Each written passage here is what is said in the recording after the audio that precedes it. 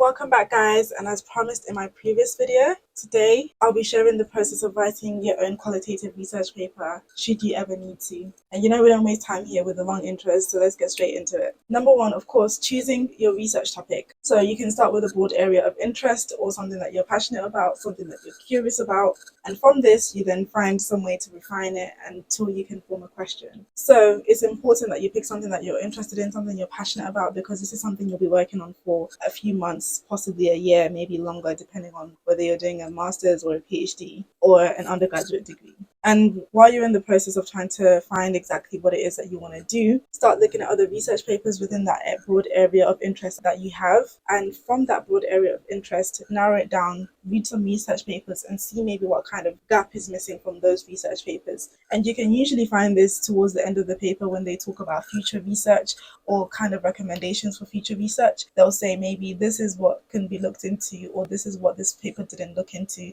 and something that other researchers can look into. So maybe you can even get ideas from there and refine it to make it more your own and make it match what you want to do as well. And also, as you're choosing your research paper, consider the feasibility of it as well. Don't just do something extreme and random like I wanted to undergraduate going into prisons and interviewing prisoners. Let it be something that's feasible. Think about participant accessibility. The people that you want to interview, are you able to gain access to them with ease and without having to jump through 100 loopholes? Ethical concerns for the topic and maybe the people that you want to interview, and realistically, is it possible?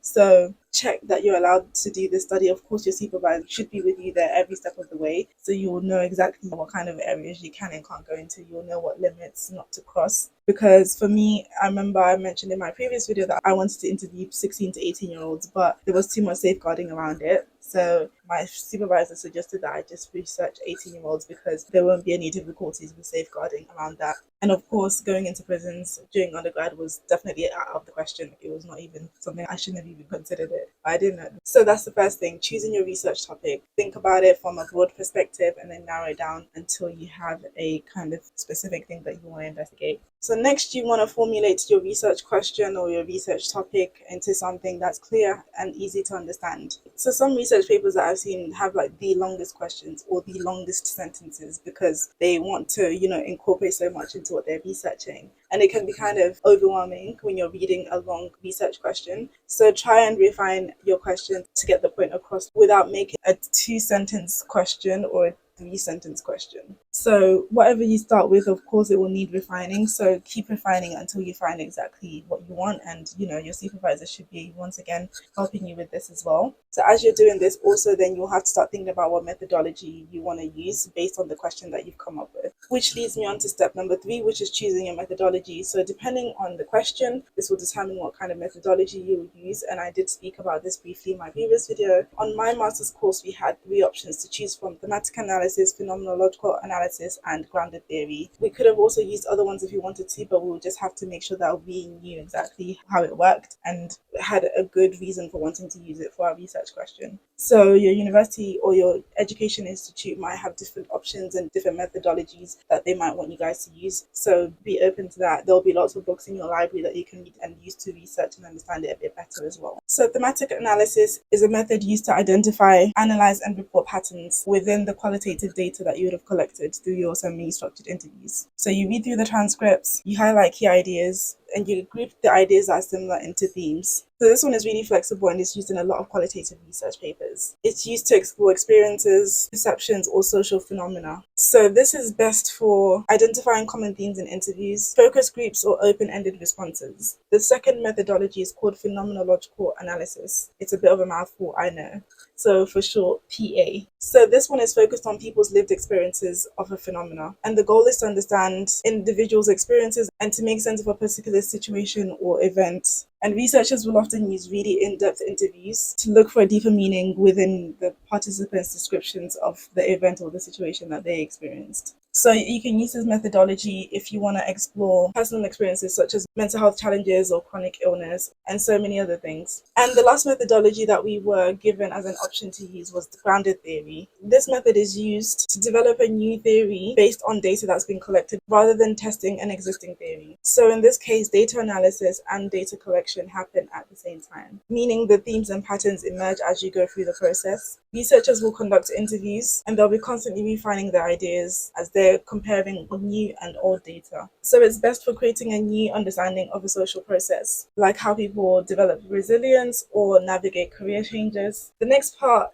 is the ethical approval process. So you've got your question, you've got your methodology, now you've got everything that you need to basically begin. Now you just need to do the ethics process, which is a form that will be given to an ethics board or your supervisor to see that your study is ready and it's suitable to start looking for participants. So also just to know, if you're going to be working with a vulnerable group of people, maybe children or people with certain mental health conditions, you may need a DBS in order to be able to work with them. So make sure you have a DBS ready as well. So as I said in my previous video, I did have to refine my ethics application once, and then once that was done, I was ready to begin the next stage. So in this stage, depending on your university, there'll be different things that you have to do. So with our ethics application, there were 7 sections. Section 1 was just personal details and declaration of the study that you're gonna complete and that everything you're gonna write is true. So this is very simple. It's just about you as a person. Section 2 was the project details. So this was probably the longest part of it, where you had to write your question was, what the purpose of your research was, the proposed start date and the duration of your study.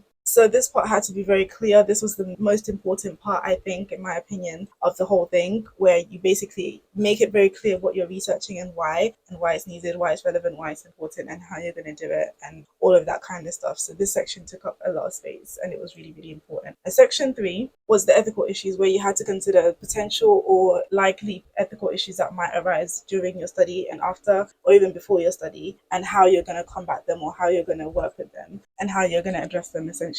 Section 4 was research involving participants. So in this part, you give your method of recruitment. So are you going to ask people? Are you going to email people? Are you going to post on social media? How are you going to get your participants to sign up for the study? And also, is there any incentives for people doing your study? Are they going to get a voucher? Are they going to get money? The age group of your participants, and if they're going to be considered a vulnerable group of people. And then section 5 was storage of data. So this is where you talk about the data that you're going to collect and how you're going to keep it safe, the audio recordings, the interviews, the transcripts, where you're going to keep them and how safe are they going to be and how you're going to make sure that they're safe, and also how long are you going to keep them for and what the policies and rules around that are. Section 6 was basically a checklist of all the documents that we should have. So there was an option to tick yes, no, or not applicable. So there was a lot of documents that we had to give. And then section 7 was the ethics decision, which is where the supervisor would then fill in like whether it's been approved or whether it needs refining or whether it's going to be sent to the ethics board or whether it's not been approved, and they put their signature and all that kind of this information. Not much, but that was for the supervisor to fill in. And then lastly, you had the appendix, which wasn't really an official section, but in the appendix, you basically had to put in some forms like the information sheet, debrief sheet, the adverts, your interview questions, and so on and so forth. So the appendix was there as well, and we just had to put in a few of the documents that we had referenced in the application that we were going to use. So after you finish your ethics application and it's been approved, then you're ready for the next stage, which is participant recruitment and data collection. So this is the part where you advertise your study. So for me, I had a poster which I created, and in this poster, it had a few details on it. So like what the question was, the participants that I want, and also the inclusion criteria for my study. So it was very simple, straightforward, and also my contact details were at the bottom so that they could easily get in touch with me, and my supervisor's details as well. So this is going to be slightly different for everybody. With mine, I posted mine on social media. That was where I got my participants from. And also, if you're able to put in extra information like how you're going to do the studies, I can't remember if I wrote mine like how long it's going to be, where it's going to be, and also if you have an incentive, you can also put that on the poster. So that's that part. And then of course, be sure that you know where you're going to record your interviews. So once you've done this part and you've got your participants, then you need to record your interviews and make sure you're recording, because if you don't record, it's going to be very difficult, very awkward.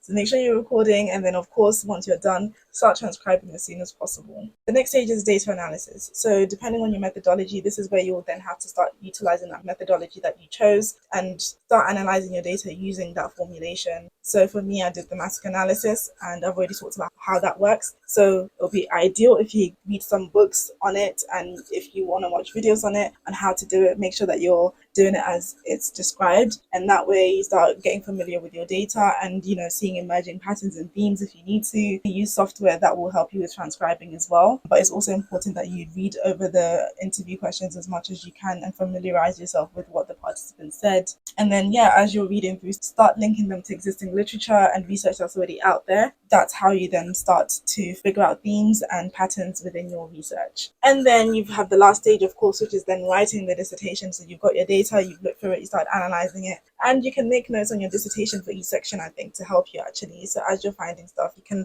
fill in little bits here and there, and just don't start writing your dissertation. You have all the different sections. You've got the introduction, you've got the main part, you've got your data results section, you've got your literature review, all of these different sections. Start writing them as and when. You might not necessarily need to do them in the exact order that they are in the paper. You can do some sections first and then some other bits last. But the point is you create a structure for yourself so that you know how much to do and when, and just try not to do it last minute like I did. So, of course, like I said, my dissertation was 8,000 words. Yours might be 10,000, it might be 7,000, it could be 15,000 if you're doing like a PhD or something. I think PhDs have like a really, really, really high word count. So, of course, depending on that, you can make sure that your sections are split accordingly so that you write the right amount of words for each section. So, some tips that I'll just give you as well, like I said in my previous video, is just having a timetable for which sections to write and when, and giving yourself enough words to write maybe each day or each week. Have a goal of the amount of words that you want to write each day or each week or however long, and you can have enough time before the deadline to be able to proofread it and to double check it. And of course, don't forget to give yourself a break if you need to. Like, don't overwhelm yourself. Work when you're at your best. You don't want to just write for the sake of writing. Write when you're at your best. If you're feeling unwell, take a break, rest, take time to recover, because as much as you might still be typing, you might not be typing the highest quality work because you're not in your best state. And don't forget to reach out to your supervisors and even your peers who might be doing something completely different, but you might be doing the same methodology, you might be doing a similar research topic.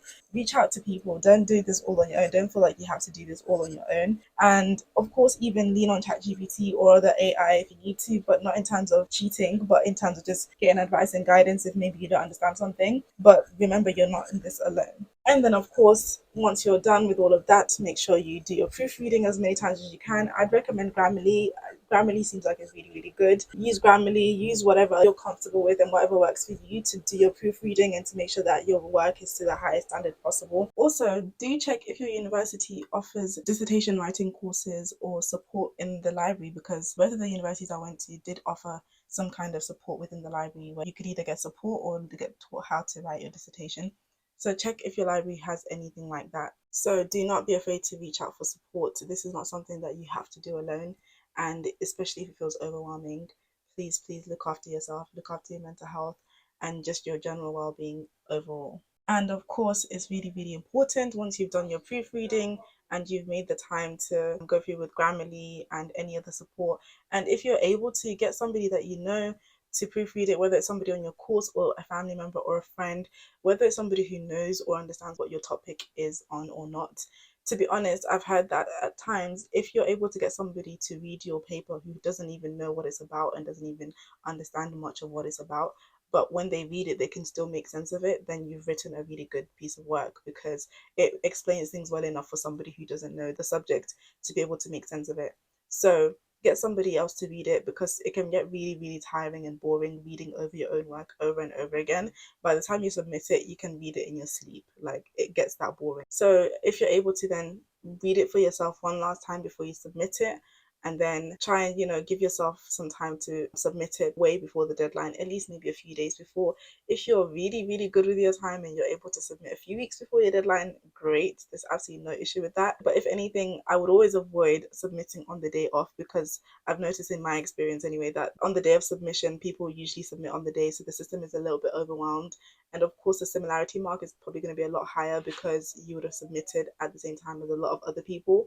So the sooner you submit, the better anyway. So yeah, try and do that just to avoid the last minute stress like I did, like what I put myself through, as I talked about in my previous video. So I'm just going to finish off this video by talking about some things that I learned, some mistakes that I made that you can avoid easily. So I think one thing is start reading up on papers even during your summer holidays, even before you start thinking of a research topic. Just read on how to write a dissertation, perfect your process, set up a timeline, and then once you've got an idea and you've got a research topic in mind, start reading papers as soon as possible. Have a notebook, or even in your phone, have a notepad where if ideas come to you, just write them down as you go through your day whenever ideas come to you, so that you're able to just have things ready and you can add them in when the time is right, when you're writing your dissertation. And also the other thing I'd say is give yourself an early deadline so that if anything does come up, you're less likely to still need an extension like I did. So factor in that you might get ill, things might happen, you might need to travel, work stuff might happen. So just factor in extra time. So give yourself maybe a deadline that's a few weeks prior to the actual deadline, so that you know that you're not going to be working right up until the deadline, and even then maybe having to ask for an extension. So give yourself that extra time. That was a mistake that I made, definitely. I didn't factor in life happening to me the way it did. And the only other thing I would recommend is something that actually did work for me, not really a mistake that I made, but something that would have worked really well had I followed it, is giving myself a few words to write every day. A dissertation can feel so overwhelming when you're like 8,000 words. It really helps to just give yourself maybe 400 words a day to write, 300 words a day to write, leading up to your chosen deadline. And that way you release so much pressure. You don't feel like you have to sit down for 5 hours and write, you know, you can literally write like 300 words a day, 400 words a day, 500 words a day, or 500 words a week, or whatever, depending on your schedule. It makes things so much easier. That's what I would recommend for sure. So with that, I hope that you really found this helpful, and this is the part 2 to writing your dissertation. If you want to watch part 1 and you haven't already, I'll have that linked at the end of this video. And until the next video, I wish you well and good luck. You've got this. Bye.